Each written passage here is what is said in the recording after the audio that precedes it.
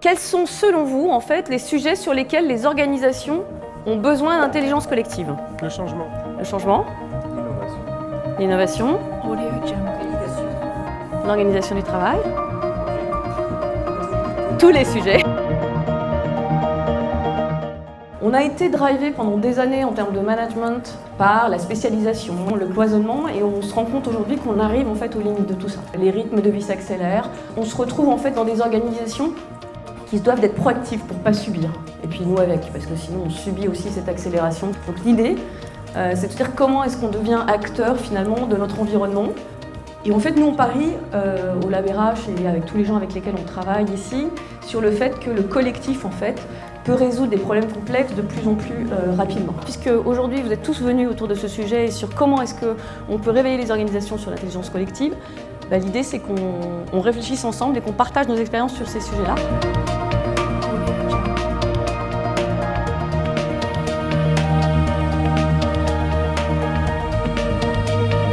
Voilà, créativité, coopération.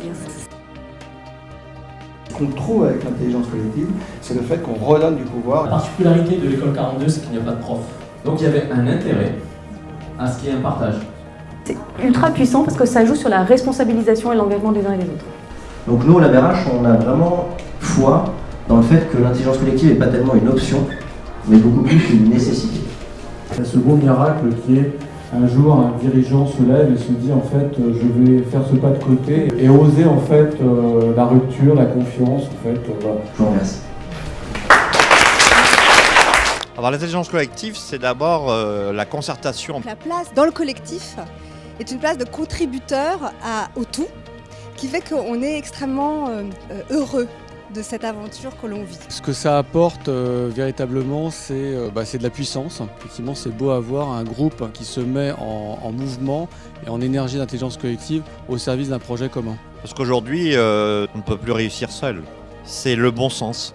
L'engagement, en fait, c'est de continuer à évangéliser, entre guillemets, les dirigeants, oser l'intelligence collective. Et en tant que participante aujourd'hui, j'ai énormément apprécié aussi le travail.